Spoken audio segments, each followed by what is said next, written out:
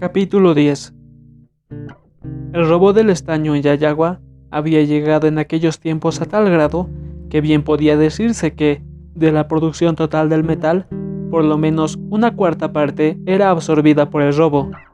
El robo y los negocios relacionados con él, como el rescate, eran el gran aliciente que atraía a esos lugares diversas clases de gentes. Aún muchos de los obreros afluían allí más por lo subido de los salarios que pago por un tiempo de la compañía, por las facilidades que encontraban para el robo. Y en vano era que la compañía tocara diferentes resortes para combatirlo.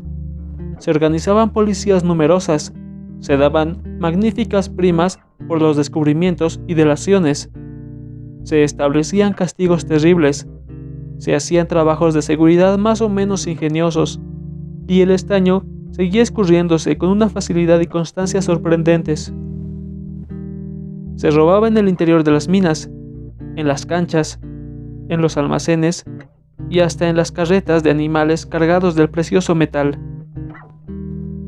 Robaban los hombres, las mujeres y los niños, esto es, los barreteros, los apiris, los pongos, los chivatos, las lavadoras, las payiris.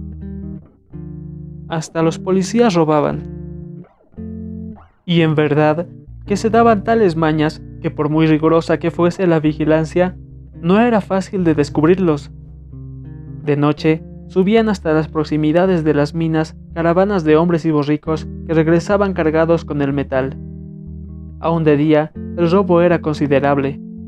Los mineros que salían del trabajo se llevaban con facilidad siquiera algunas libras. Las mujeres, vestidas de pesadas y gruesas polleras, salían con el peso aún más aumentado en ellas. Contar con los chaguiris era inútil, estos no hacían más que registrar superficialmente a la gente. Con las mujeres ni aún se podía hacer eso, muchas se enojaban diciendo que bajo el pretexto de registrarlas se las hacía presiones poco honestas. Por lo demás, la mayoría de los tales chaguiris estaban también compuesta de ladrones. Dado semejante orden de cosas, bien se comprenderá que las casas de rescate prosperaban. En esos tiempos, dichas casas no se podían implantar ostensiblemente en Yayagua por las restricciones impuestas por la compañía, pero se las establecía en el pueblo de Uncía, distante apenas algunos kilómetros de las minas. De este modo, Uncía vino a ser, en poco tiempo, el centro principal de acción de los rescatadores y el seguro foco a donde afluían los vendedores del metal sustraído. Muy pronto, fundáronse allí, sobre todo por comerciantes austriacos, casas de rescate, que se enriquecieron como por ensalmo. Siendo el rescate permitido por las leyes bolivianas, no había por qué acobardarse en emprender tal negocio, y aún cuando los más de los metales rescatados procedían del robo, como casi nunca los industriales podían probar esa procedencia en las innumerables cuestiones que se suscitaban con este motivo, resultaba que los negociantes se mantenían dentro de una situación muy ventajosa. Tal cosa alentaba a los ladrones, y estando el rescate sobre todo apoyado en ellos, vino a ser considerado lógicamente como uno de los negocios más lucrativos y seguros. Tal era el negocio al que Emilio se había dedicado. Naturalmente, Emilio, como hombre audaz y despreocupado, no anduvo con tapujos y procuró que su industria le diese ganancias suficientes a llenar sus necesidades de hombre derrochador a lo sumo, como lo era. Por otra parte, exento de ciertos escrúpulos, él no se limitaba a recibir, a la manera de otros, lo que los vendedores le traían. Movíase con admirable diligencia de una a otra parte, se ponía en íntimo contacto con los mineros, estimulábales de unas u otras maneras a recoger la mayor cantidad posible de metal para entregarle, y en su afán llegaba a predicar la legalidad y aún la santidad del robo. Emilio vivía en Uncía, donde recogía el grueso del metal que se le entregaba, pero también se iba con frecuencia a Yayagua cuando allí encontraba mejores expectativas. y fue así como le encontró a Martin. Hacía ya un año que Emilio era rescatador y se hallaba tan satisfecho que, despertadas en él nuevas ambiciones, lo que ahora quería era amplificar su negocio. En un principio, había sufrido no pocos contratiempos y aún estuvo a punto de abandonarlo. Los proveedores de metal no siempre se presentaban, se retrasaban y en sus compromisos buscaban otros compradores o le engañaban. Estos inconvenientes mortificaban al mozo, que deseaba ganar como otros. Un encuentro feliz favoreció sus anhelos. Cierta noche regresaba de Yayagua a Uncía, muy irritado porque un trabajador que debía entregarle algunos sacos de metal no había podido cumplir esta obligación. Acompañaba a Emilio un joven que había garantizado al deudor y que había ofrecido entregar por cuenta de este en Uncía el indicado metal. Emilio caminaba echando sapos y culebras contra varias personas y lamentándose de tener que tratar con gentes que solo estaban buenos para fiarse y no para pagar. De pronto, su compañero le hizo una extraordinaria proposición. Díjole que él podía entregarle con seguridad todas las noches por lo menos 10 quintales de metal. ¿Quién era aquel mozuelo? Había dicho a Emilio llamarse Lucas Cruz, pero por lo demás fue tan reservado que inútilmente Emilio le hizo un mar de preguntas sin conseguir que le dijese otra cosa que aquello que era efectivamente podría entregarle cada noche 10 quintales de metal. Emilio, naturalmente muy intrigado, cerró el convenio con el joven proponedor. Aunque dudase mucho de la seriedad de tal compromiso, pensó que bien podría tratarse de un embaucador y sencillamente de un simple de espíritu.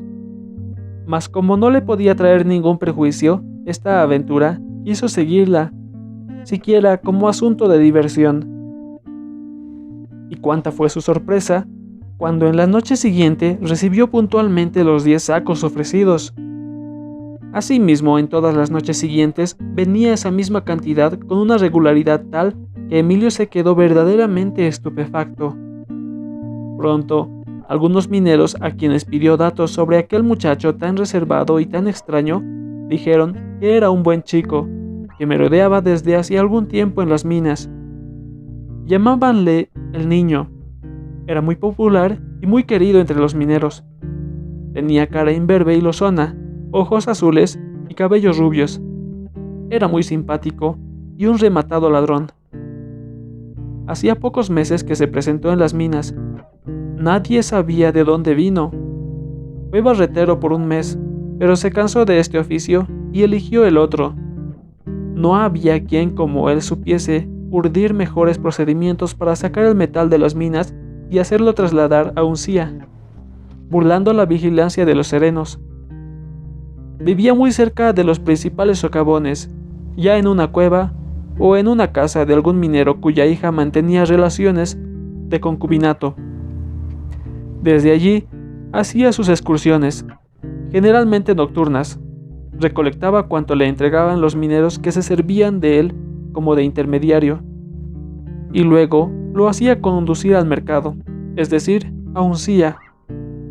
Los días de tempestad eran los preferidos para llenar sus tareas, indiferente al frío, al viento, a la nieve y a las más terribles borrascas. Atravesaba los torrentes, trepaba por los peñascos como un gamo, se deslizaba sobre las pendientes nevadas con unos cuantos personajes desarrapados y audaces como él para llevar a término sus temerarias empresas. Soportaba las privaciones sin lanzar una queja. Era tan resistente como simpático y tan activo como inteligente. Todos se admiraban de que aquel muchacho que parecía un niño, que guardase un caudal de energía y valor increíbles, pero lo más notable era su desprendimiento. Cuanto dinero ganaba, lo derrochaba sin tasa, en hambrientos, haraposos, mujerzuelas, truhanes, enfermos, viejos, niños y aún delincuentes. No guardaba nada para sí, ni aún se vestía regularmente. Parecía un hermoso mendigo, mejor, parecía un ángel vestido de harapos. Por lo demás, casi nada se sabía de los antecedentes de Lucas. Emilio, que trató de intimarse con él inútilmente, hizo por averiguarlo.